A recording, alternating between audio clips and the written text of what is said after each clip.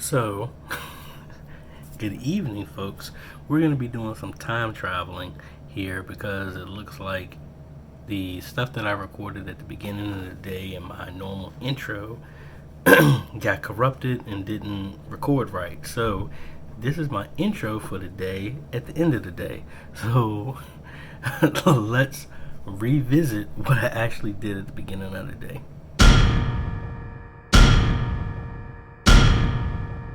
Alright, so normally when I'm picking out music, I am listening to this music throughout the entire months in advance, so that way I kind of got an idea of what I want to use. Now, when I do music, I normally pick something that follows the guidelines of praise and worship. There is a difference. Praise is telling someone else about the goodness of God.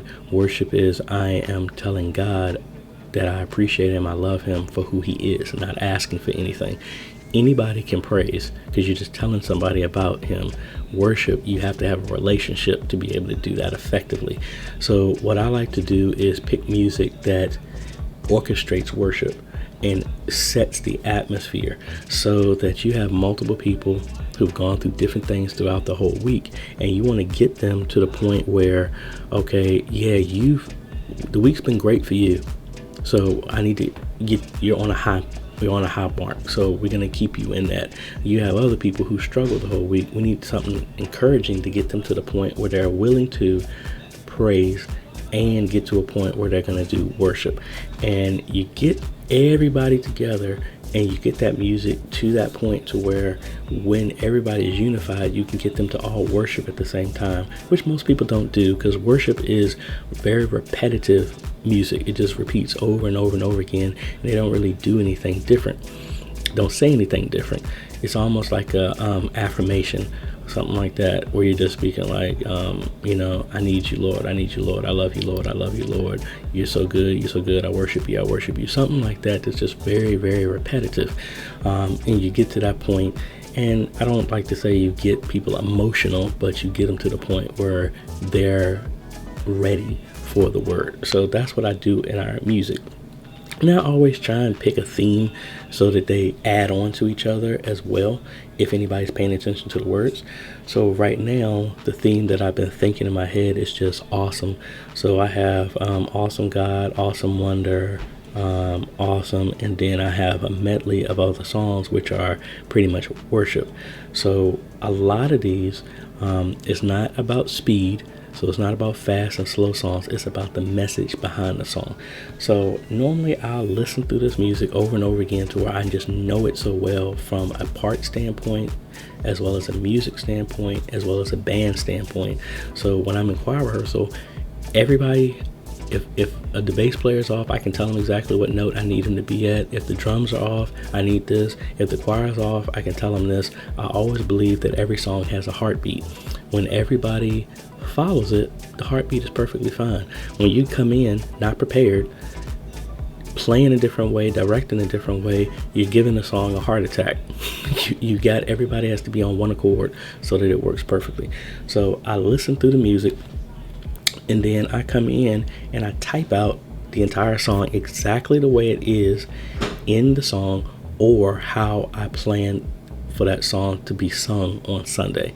So I just go through that, and just over the years I've collected a whole bunch of lyrics that I just do, because sometimes you can't find it online. So I just type them up and only put the song, the key signature, the verses, the breakdowns, the solos, the instrumentals, all this other stuff, key changes, put the actual key that people are in, or if we're modulating or something like that, the style of how somebody needs to sing, if it really needs to go that way. So that's what I do. And I think I got 2 songs I need to go through and retype, but then we'll pick up from there. Now, see, the other important thing about this is the fact that I have all these lyrics typed out. Remember when we were talking about in the past vlog where I talked about we have the stage display so that it would just show the lyrics. These lyrics, if they're done right, can be imported into Worship Extreme, Pro Presenter, whatever software that you want, and then this will be what's displayed in the back wall so that the choir is just singing that, and it removes the fact of them having to have paper. So like I was saying, I missed and lost a lot of the recording that I did today.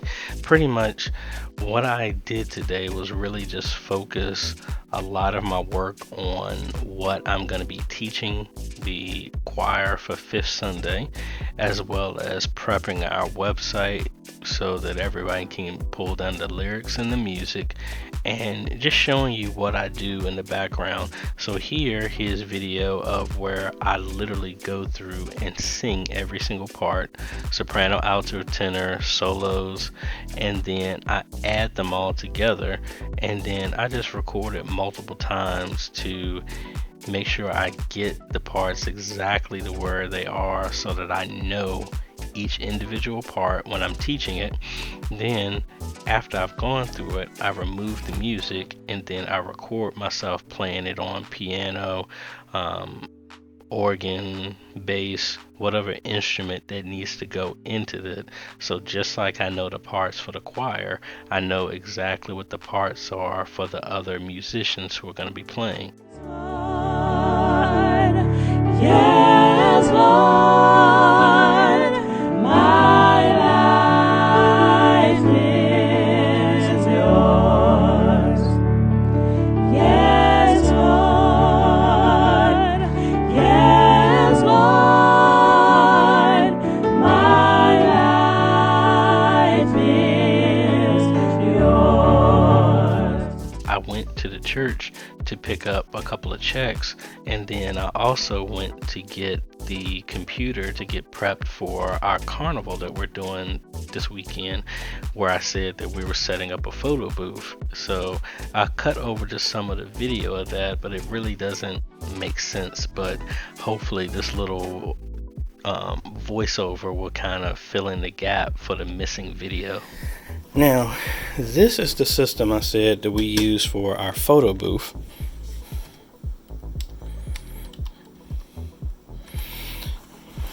And I got another webcam that I need to set up here. And then let's go ahead and try this photo booth software out. Make sure everything is kosher. So see, it's pretty straightforward. I don't have any speakers hooked up to this, so most likely I'm just going to take the TV and that will be the monitor. And it doesn't detect my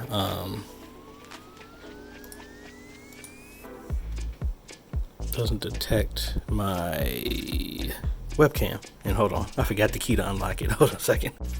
All right, so I finally got it working here. Had to do a couple of updates. So like I said, I have a big blue button that I made from modifying a mouse. They just hit this button, which is just the space bar. Let me lock it back down again.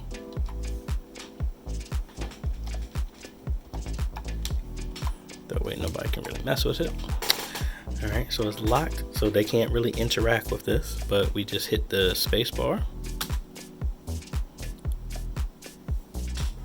And it would actually, I don't have speakers hooked up to it, but it would actually be saying, hey, take a picture, get ready, you know, and then it'll do another countdown, and it takes 4 pictures.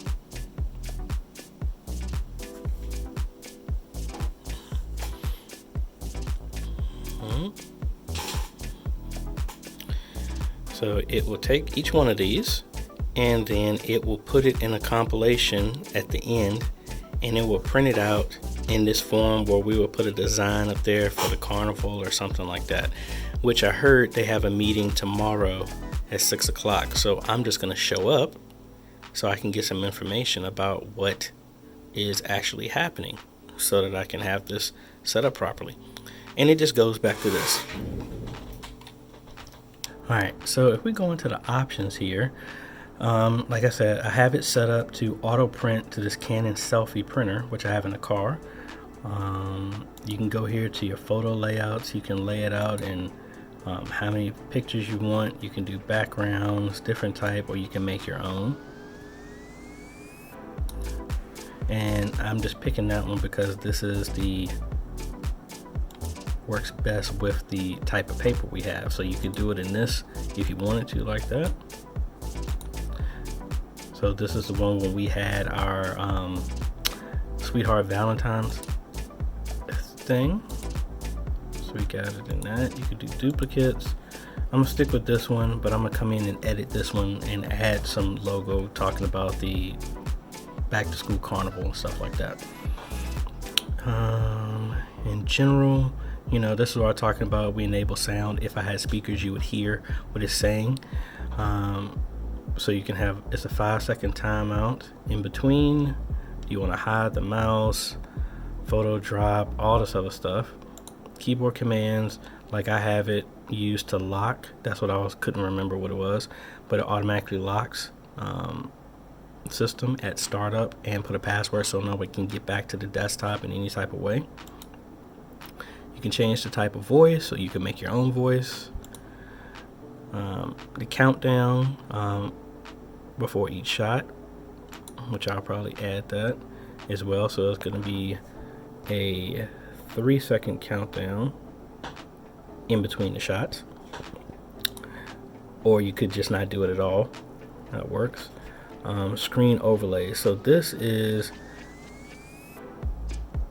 what I'm thinking about doing, if it'll work with my green screen. This is what I want to take home and play with this. Now I don't need to bring the whole computer for this. I can just download the software again and just work on there.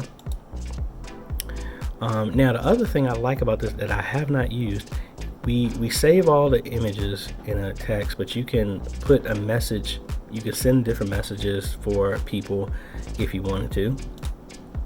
We save the final pictures as well as the individual shots on the computer. Again, we don't do nothing crazy with them, we just save them there. This is the printing. We can set how many copies it prints automatically if we wanted to, the printer, all the paper setup and things like that. So also we can set this to send to a given platform. Some of these platforms probably don't even exist anymore, but thinking about maybe doing this to Facebook or something like that, just to show the pictures, or if there was a way for me, because that's not even around no more. So there's other places that we could upload this, so maybe set it up to an email account if we wanted to, but I'm not going to do that. But we also have an option to where the guest can actually upload it to whatever. So we can say have them post it here. But again, this was at a simpler time. People would have to remember their password to log into that, so they might not want to do that. So we could probably put it to our church's page and then have them share it if they wanted to. We could do it to Twitter if we wanted to as well, the same way. Probably wouldn't do it to Twitter, but maybe Facebook, something like that. I might play around with that. It all depends on the simplicity of it, because we would use our church's account and maybe link it to the event, maybe something like that. Because the idea is we capture these pictures and we put it on our website as a gallery as well too. So I'll play with that. And then we have the send photo later, where it would just save it, and then at the end of the day it would store everybody's stuff and then upload it later. Google Plus is not around anymore. Yeah, so so I might play around with this as well too. Since it's going to be inside the church, I know I'll have a connection, so I don't have to worry about that. But I mean, that's mainly it, really. So we've taken 303 photos so far since using this in 307 sessions. So it's really cool. And like I said, if you wanted to get the premium license, this would allow you to connect the DSLR camera to it, so you would have a really, really good picture in comparison to what you get from a webcam. Now again, I bought this webcam. I normally use the Logitech C920, the same one I use when I game on Sir Triggerlot under that channel on Twitch and on YouTube. which works fine because it's 1080p, does a good shot. So I have another, in other words, I have another webcam just to compare if the pictures doesn't come out the way I want to when I test this out at home. Alright, so I decided to go pick up a book that I've been looking, finally found it. I didn't want to order it from Amazon. Went to an old-fashioned bookstore and got it. So looking forward to getting into a new book. Kind of highly recommended, and a bunch of books that I've been reading, they kept mentioning this book, so I was like, okay, I keep coming across it, so let me go ahead and get it. I don't think I really got anything else to do. Well, I'm not going to do anything else in my vlog today. So if you like this type of content, appreciate a like, consider subscribing, and hit that bell. That way you get notified when we come out with other great videos to help modernize your media ministry, and an in-depth look on what I do from day to day from media ministry and as a Christian entrepreneur. So this is AJ, and we'll see you tomorrow. Later.